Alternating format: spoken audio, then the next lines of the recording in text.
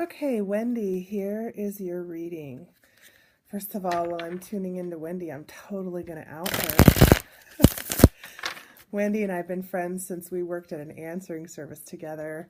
When I was like 20, I think, maybe 21. First met Wendy. Love you, lady, and so glad you signed up for a reading today. And not at all surprised you chose the dragon. I don't have a fairy deck anymore. I gave that one to Jen. All right, let's tune into Wendy's energy and see what the dragons want to tell her. When reading tarot for a person, what I do is I ground myself and connect, make sure those connections are clear and strong. And then I hold the person in my heart. I just start visualizing them and opening the heart chakra. If it's someone that I don't know, then I just visualize either their image, if I can see an image, or I hold their name. Usually what happens for me is I feel a resonance, a frequency with a person, and that, if I know them, calls in all the memories of them in this kind of quick condensed play of them. If it's somebody I don't know, I'll start just feeling the energy of them. I get an idea a lot of the personality as well, like temperament and actions and all of that. So you can really feel that on the energy. And the more you feel people this way, people that give you permission ultimately, because we want to respect people's boundaries. The more you feel it, the more you build your lexicon, your language, your database of words, and how you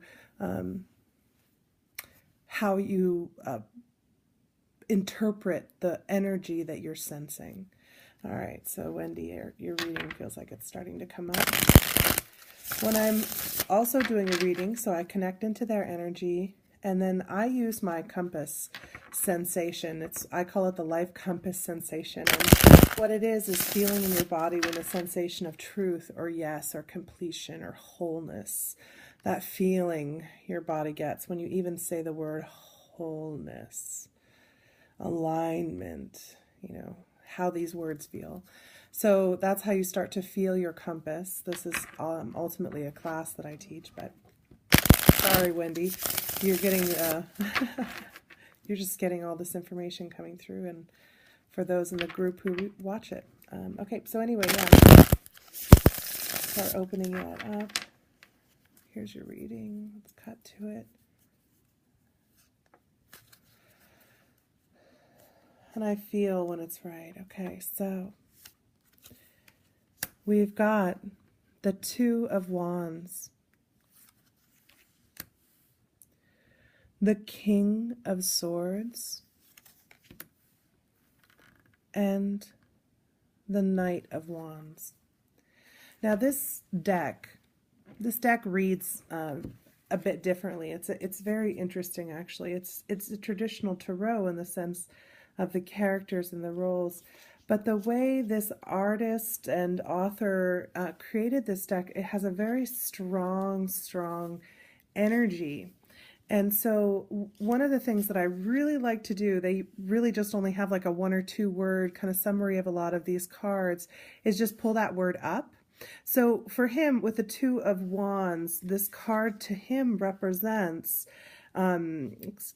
rule, like the law, the way things are.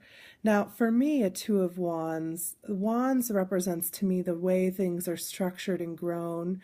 Yes, laws, traditions, values, and two are, two separate value systems coming together. So this to me feels like this reading is talking about two separate thoughts of values and laws and how they're coming together.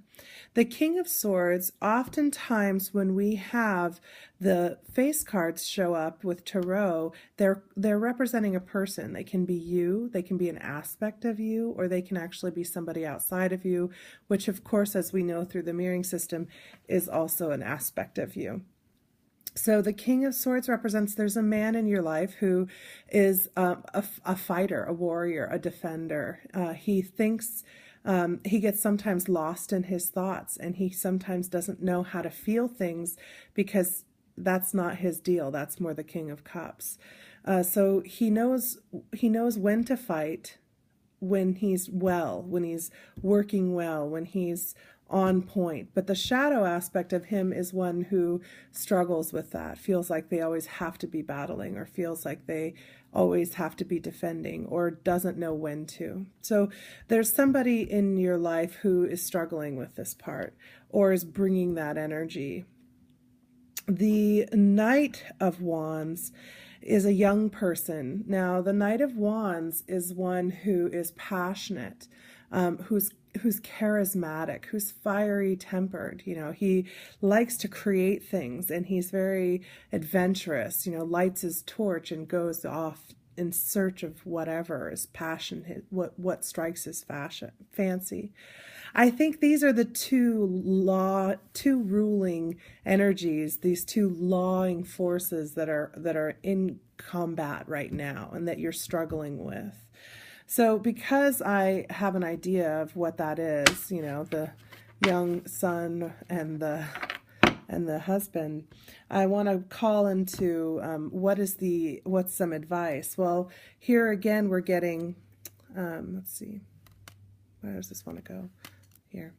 Here we're getting again the Two of Swords, which in tarot it represents conflict. The Two of Swords is one that's caught between two warring forces. So here you've got two trying to create the law, and here's two fighting for the law. We're going to keep looking because so this is what's needed for resolution. What's needed is a new way of feeling. The One of Cups, the chalice, one of chalices in this deck, is according to him, he views it as nourishment. I view the One of Cups as being a whole new way of expressing and feeling and going into the intuition and pulling out what vessel are you going to hold the energy for this space. So you can't really fix what's between two others unless you fix the warring within yourself. So ultimately, and this is what all of my readings tend to come back home to, is that whenever you are finding yourself in conflict that doesn't feel like it's yours, look, it's him and him who are fighting all the time, it actually is yours. You are drawing and attracting that conflict in, and perhaps ultimately it's coming from your desire to understand the conflict in yourself between these two parts.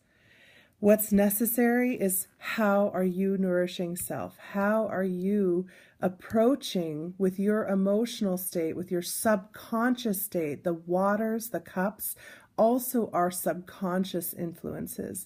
They're the undercurrent, the watery depths of our consciousness.